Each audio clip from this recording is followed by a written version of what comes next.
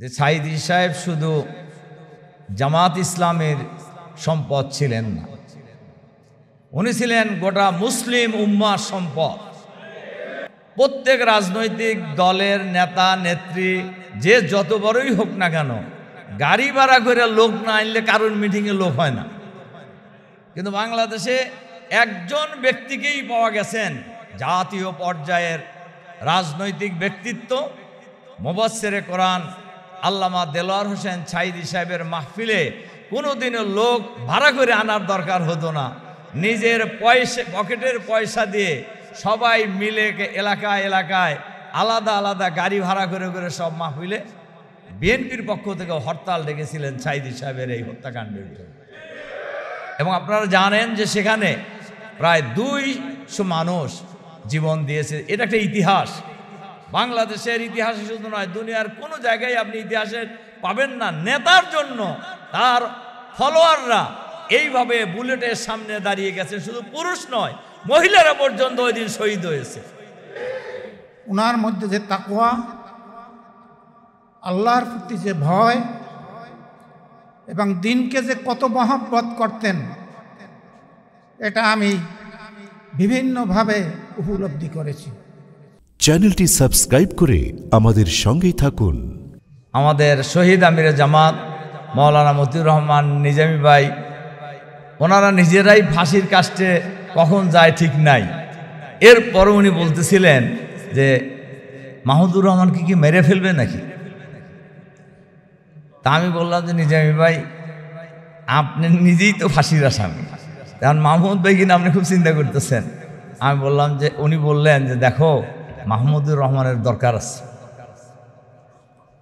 আল্লাহ তাআলা ওনাকে জীবিত রেখেছেন। সম্মানিত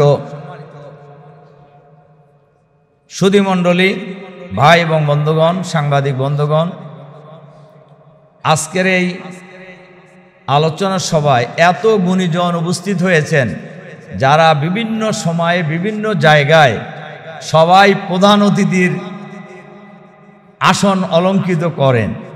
এজন্য আমি আর সবার নাম বলে সময়ও করতে চাচ্ছি না, আর রাতও অনেক হয়ে গেছে। সম্মানিত সুধীমণ্ডলী, আসসালামু আলাইকুম ওয়া রাহমাতুল্লাহি ওয়া বারাকাতুহু। আমি খুব মনোযোগ সহকারে আলোচনা শুনছিলাম। সাইদি সাহেব এমন একজন ব্যক্তি যার সম্পর্কে আলোচনা দিনরাত করলেও শেষ হবে না। আল্লামা দেলোয়ার হোসেন সাইদি সাহেব একটি নাম, একটি ইতিহাস। অনেকেই বলেছেন, আমি তাদের সাথে একমত, যে সাইদি সাহেব শুধু জামাত ইসলামের সম্পদ ছিলেন না, উনি ছিলেন গোটা মুসলিম উম্মার সম্পদ। আপনারা লক্ষ্য করে দেখবেন, প্রত্যেক রাজনৈতিক দলের নেতা নেত্রী যে যত বড়ই হোক না কেন, গাড়ি ভাড়া করে লোক না আনলে কারোর মিটিংয়ে লোক হয় না। কিন্তু বাংলাদেশে একজন ব্যক্তিকেই পাওয়া গেছেন জাতীয় পর্যায়ের রাজনৈতিক ব্যক্তিত্ব, মুফাসসিরে কোরআন আল্লামা দেলোয়ার হোসেন সাইদি সাহেবের মাহফিলে কোনোদিনও লোক ভাড়া করে আনার দরকার হতো না। নিজের পকেটের পয়সা দিয়ে সবাই মিলে এলাকায় এলাকায় আলাদা আলাদা গাড়ি ভাড়া করে করে সব মাহফিলে যোগদান করছেন। আলহামদুলিল্লাহ। সম্মানিত সুধীমণ্ডলী, সাংবাদিক বন্ধুগণ, সাইদি সাহেবের মামলার, সাইদি সাহেবের সাথে আমার অনেক স্মৃতি জড়িত। বিশেষ করে আমি যখন ছাত্র শিবিরের কেন্দ্রীয় সভাপতি ছিলাম, তখন অনেক ঘটনা আছে, বলার সময় এখানে পাওয়া যাবে না। তা আমি ওনার মামলার রায় যখন প্রথম হইল ট্রাইব্যুনালে, ফাঁসির অর্ডার, তখন আমি ছিলাম জামাতের ঢাকা মহানগরীর আমির একদিকে, অপরদিকে জামাতের ভারপ্রাপ্ত সেক্রেটারি জেনারেল। আপনারা সবাই জানেন আমরা 72 ঘন্টার হরতাল ডেকেছিলাম এবং গোটা বাংলাদেশের গাড়ি ঘোড়া, লঞ্চ, স্টিমার, বিমান সব বন্ধ হয়ে গিয়েছিল। বিদেশি পর্যটকদের সরকার বিমান বন্ধ থাকার কারণে জাহাজে করে কক্সবাজার থেকে ঢাকায় নিয়ে আসছে। এ ধরনের একটি পরিবেশ তৈরি হয়েছিল। আপনারা এটাও জানেন, তখন কার বিরোধী দলীয় নেত্রী সাবেক প্রধানমন্ত্রী বেগম খালেদা জিয়া ছিলেন সৌদি আরবে। উনি ওমরা থেকে দেশে ফিরে আসার পর ওনার দলের লোকেরা গিয়েছিলেন ফুল দিতে, উনি সেই ফুল গ্রহণ করেননি। উনি বলছিলেন, আমার দেশের মানুষদেরকে পাখির মতো গুলি করে হত্যা করা হচ্ছে, আর আমি আজকে ফুল গ্রহণ করব। উনি কিন্তু আমাদের হরতালের সাথে যোগ করে আবার বিএনপির পক্ষ থেকে হরতাল ডেকেছিলেন সাঈদী সাহেবের এই হত্যাকাণ্ডের জন্য। এবং আপনারা জানেন যে সেখানে প্রায় 200 মানুষ জীবন দিয়েছে। এটা একটা ইতিহাস, বাংলাদেশের ইতিহাসে শুধু নয়, দুনিয়ার কোনো জায়গায় আপনি ইতিহাসে পাবেন না নেতার জন্য তার ফলোয়াররা এইভাবে বুলেটের সামনে দাঁড়িয়ে গেছে। শুধু পুরুষ নয়, মহিলারা পর্যন্ত ওই দিন শহীদ হয়েছে। এটা একটা ইতিহাস। সম্মানিত সুধীমণ্ডলী, সাংবাদিক বন্ধুগণ, আপনারা শুনেছেন সাঈদী সাহেবের ট্রাইব্যুনালে যখন মামলার রায় দেন, আমি শুনেছি স্পষ্ট ট্রাইব্যুনালের বিচারপতি বলছেন যে আমরা আল্লামা দেলোয়ার হোসেন সাঈদীর রায় দিতেছি না, আমরা দেলু শিকদারের রায় দিছি। ধিক্কার জানাই মিস্টার নাসিমকে, যিনি জেনে শুনে এই হত্যাকাণ্ডের সাথে জড়িত হয়েছেন। ইতিমধ্যেই জামাত ইসলামীর আমির শহীদ মাওলানা মতিউর রহমান নিজামী, আলী আহসান মোহাম্মদ মুজাহিদ, শহীদ মাওলানা এ.কে.এম. ইউসুফ, আমাদের সকলের প্রিয় রাহবার অধ্যাপক গোলাম আজম, জামাত ইসলামীর সাবেক আমির, ভাষা সৈনিক, ডাকসুর সাবেক জিএস সহ আমাদের নেতৃবৃন্দকে 11 জন নেতাকে কাউকে ফাঁসিতে ঝুলিয়ে হত্যা করা হয়েছে, কাউকে জেলখানায় নির্মমভাবে হত্যা করা হয়েছে। ইতিমধ্যেই একজন নেতা জীবিত ছিলেন, এটিএম আজহারুল ইসলাম, তাকেও ফাঁসির রায় কার্যকর করার জন্য রিভিউর আয়োজন 2-3 বার করেছেন। আল্লাহ তাআলার যে গ্রাম এলাকায় সর্বত্র একটা কথা আছে, রাখে আল্লাহ মারে কে। আল্লাহ তাআলা ওনাকে জীবিত রেখেছেন। ওই মামলায় সুপ্রিম কোর্টের অ্যাপিলেট ডিভিশনের পূর্ণাঙ্গ বেঞ্চ রায় দিয়েছে, এই বিচার প্রক্রিয়াটাই ছিল অবৈধ। এই রায়কে ন্যায় ভ্রষ্ট রায় হিসাবে আখ্যায়িত করা হয়েছে। এজন্য আজকের এই আলোচনা সভায় আমি আহ্বান জানাতে চাই বর্তমান অন্তর্বর্তীকালীন সরকারের কাছে, আল্লামা দেলোয়ার হোসেন সাঈদী সহ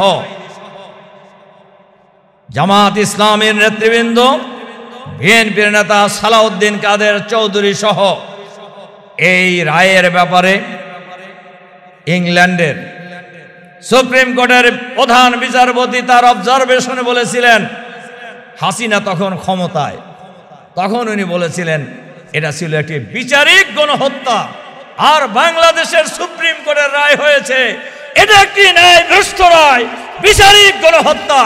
আজকের এই আলোচনা সভায় আমরা সরকারের কাছে আহ্বান জানাবো, এই বিচার প্রক্রিয়ার সাথে যারা জড়িত ছিলেন, প্রধান বিচারপতি ওবায়দুল হক সহ ট্রাইব্যুনালে যারা বিচারের কার্যের সাথে জড়িত ছিলেন, এই সকল বিচারপতি, প্রসিকিউশন, তদন্ত কর্মকর্তা, মিথ্যা সাক্ষীদাতা সবাইকে অবিলম্বে গ্রেফতার করে বিচারের আওতায় নিয়ে আসতে হবে। কারণ এরা খুনি, কারণ এরা খুনি। এই ভাই স্লোগান একটু বন্ধ করেন। কারণ হলো এরা খুনি, এদের কোনো ক্ষমা নাই, এদের কোনো ক্ষমা নাই। আপনারা ট্রাইব্যুনালে শুনেছেন আমাদের শহীদ আমিরে জামাতের মামলায় অ্যাপিলেট ডিভিশনের আমাদের যে অন্যতম প্রধান আইনজীবী ছিলেন আমাদের অ্যাডভোকেট মিজানুল ইসলাম ভাই এখানে আছেন। অ্যাপিলেট ডিভিশনের ওই তদানীন্তন অ্যাটর্নি জেনারেল সাহেবকে বলছিলেন, তখনকার প্রধান বিচারপতি এস.কে. সিনহা, উনি বলছিলেন যে আপনারা নিজামী সাহেবের ফাঁসি চাইতেছেন, আপনারা সাক্ষী প্রমাণ যা দিছেন ওনার তো একদিনও সাজা দেওয়া যায় না, কিন্তু রায় দেওয়ার সময় কি দিয়েছে? ফাঁসি। কারণ এই রায় এসকে সিনহা লেখেন নাই, এই সকল মামলার রায় বাইরে থেকে লিখে এনে কোর্টে পড়ে শুনিয়ে দেওয়া হয়েছে। সুতরাং এই গণহত্যার সাথে যারা জড়িত ছিলেন, তদানীন্তন ভোট ছাড়া প্রধানমন্ত্রী সহ যারাই জড়িত ছিলেন, সবাইকে বিচারের আওতায় আনতে হবে, সবার রায় দৃশ্যমান করতে হবে। সম্মানিত সুধীমণ্ডলী, ভাই এবং বন্ধুগণ, আল্লামা সাঈদী সাহেবকে হত্যা করা হয়ে গেছে, কিন্তু সাঈদী সাহেবের আদর্শকে হত্যা করা যায় নাই। এরা দুনিয়ার ইতিহাসে এই আদর্শকে কেউ হত্যা করতে পারবে না ইনশাআল্লাহ, ইনশাআল্লাহ। আল্লামা দেলোয়ার হোসেন সাঈদী সাহেব যে আদর্শের জন্য লড়াই করেছেন, যে আদর্শকে বিজয়ী করার জন্য আজীবন সংগ্রাম করে গিয়েছেন, যার জীবনের সবচাইতে আকুতি ছিল বাংলাদেশের 56,000 বর্গ মাইলের এই বাংলাদেশে একসময় কোরআনের সমাজ প্রতিষ্ঠা হবে, সেই সমাজ উনি দেখে যেতে চেয়েছিলেন। উনি দেখে যেতে পারেন না, এই কথা ঠিক, কিন্তু লক্ষ কোটি জনতাকে উনি রেখে গেছেন, যারা জীবন বাজি রেখে বাংলাদেশে কোরআনের সমাজ কায়েম করবে আগামী দিনে ইনশাআল্লাহ। আল্লাহ তাআলার এক বিরাট মেহেরবানি। অনেকেই মনে করেছিলেন হাসিনা যতদিন বাইসে আছে ততদিন আর এই ফ্যাসিবাদের পতন হবে না। দেখেন, আমাদের শহীদ আমির জামাত উনি কোথাও জেলখানায় বলতেন আমাকে একদিন, উনি একটা লম্বা কথা বলতে, শোনো, পচা শামুকেও পা কাটে, কোন সময় যে ঘুরে পড়ছে টের পেব না। আর সাঈদী সাহেব তো বেশ কিছু কথা ওয়াজ মাহফিলেই বলে গেছে, এবং এগুলি কিন্তু অক্ষরে অক্ষরে পালিত হচ্ছে। এবং আমার দৃঢ় বিশ্বাস, আমি যেহেতু এই জুলাই বিপ্লবের সাথে খুবই ওতপ্রোতভাবে জড়িত ছিলাম, পুরো সিনারি আমার চোখের সামনে ভাসতেছে ওই কয়েকদিনের কথা। কাজেই এই আন্দোলনের কারণে ফ্যাসিবাদের পতন হয়েছে আমি এটা মনে করি না। এই বড় বড় আলেম এই বাংলাদেশের মাজলুম জনগণের আকুতিকে, আর্তনাদকে, আল্লাহর আরশ কেঁপে গিয়েছিল, সেই আল্লাহ এই হাসিনার পতন ঘটিয়েছে। ফ্যাসিবাদ মুক্ত বাংলাদেশ আমাদের জন্য উপহার দিয়েছে, যেটাকে আমরা নতুন বাংলাদেশ বলছি। মানুষের প্রত্যাশা কি? এই নতুন বাংলাদেশকে ঢেলে সাজানো, কিন্তু সে বাংলাদেশ নিয়েও নানান ষড়যন্ত্র চলতেছে। আমরা বিশ্বাস করি কোনো ষড়যন্ত্রই এই বাংলাদেশে কার্যকর হবে না ইনশাআল্লাহ, ইনশাআল্লাহ। কাজেই আপনারা ইতিমধ্যেই লক্ষ্য করেছেন, বাংলাদেশের বলা যায় সকল ইসলামপন্থী দল, ইসলামপন্থী ব্যক্তি, পীর মাশায়েখ এবং সমমনা দেশপ্রেমিক শক্তি আগামী দিনে ঐক্যবদ্ধভাবে দেশ গড়ার কাজে নিয়োজিত হওয়ার জন্য ঐক্যবদ্ধ হচ্ছে। এবং আমরা বিশ্বাস করি আগামী নির্বাচন দল মত, জাতি, বর্ণ, ধর্ম নির্বিশেষে ফ্যাসিবাদের বিরুদ্ধে, চাঁদাবাদের বিরুদ্ধে, দুর্নীতিবাজদের বিরুদ্ধে, দখলদারদের বিরুদ্ধে, ভারতীয় আধিপত্যবাদের বিরুদ্ধে ঐক্যবদ্ধ থাকবো আমরা ইনশাআল্লাহ। আজকে বাংলাদেশের বিরুদ্ধে যে ষড়যন্ত্র চলছে, সেই ষড়যন্ত্রের বেলায় আজ সকল দলের ঐক্য এখন সবচাইতে সময়ের বেশি প্রয়োজন। কাজেই আমরা যারা দেশকে ভালোবাসি, আমরা যারা দেশের মানুষকে ভালোবাসি, আমরা যারা দেশের সীমানাকে ভালোবাসি, আমাদের সকলকেই আজকে ঐক্যবদ্ধ হতে হবে, জাতীয় ঐক্য গড়ে তুলতে হবে, যাতে করে বাংলাদেশের মাটিতে যেন আর ভারতীয় আধিপত্যবাদের কোনো প্রেতাত্মা বাংলাদেশের জন্য আর রাজনীতিতে ঢুকতে না পারে, আর তাদের অনুসারীরা যেন কেউ আর বাংলাদেশের ক্ষমতার মসনদে যেন আসতে না পারে। এবার গোটা জাতিকেই সতর্ক হতে হবে, সজাগ হতে হবে, সচেতন হতে হবে, ঐক্যবদ্ধ হতে হবে। আল্লামা দেলোয়ার হোসেন সাঈদী শহীদ রহমাহুল্লাহর এটাই ছিল গোটা জাতির কাছে প্রত্যাশা। আমরা তার সেই প্রত্যাশা পূরণের জন্য আজীবন লড়াই করে যাব ইনশাআল্লাহ। আজীবন লড়াই করে যাব। উনি জীবনের শেষ মুহূর্ত পর্যন্ত ভয় ভীতি প্রবণ কোনো কিছুর কাছেই মাথা নত করেনি। সুতরাং আমরা যারা তাদের ফলোয়ার আছি, অনুসারী আছি, আমরাও তাদের কাছে মাথা নত করব না ইনশাআল্লাহ। এই যে সাইদি সাহেব 1 মাসের অধিক সময় রিমান্ডে ছিলেন, আপনারা জানেন। আমাকেও প্রথমবার যখন গ্রেপ্তার হয়েছিলাম, নিজামী ভাই, মুজাহিদ ভাই, সাইদি সাহেব একদিনে ওনারা গ্রেপ্তার হয়েছেন। তার 15-20 দিন পরে আমি গ্রেপ্তার হয়ে যাই এবং আমাকেও টানা 30 দিন এক নাগার আমাকে রিমান্ডে রাখছে। কাজে রিমান্ডে রাখা, রিমান্ডে থাকার যে যাতনা, এইটা সাইদি সাহেব তার বাইরে এসে বলে যেতে পারলেন না। কিভাবে অত্যাচার করা হয়েছে এই মানুষদের উপরে, কিভাবে চোখ বেঁধে নিয়ে রিমান্ডে যাওয়া হয়েছে।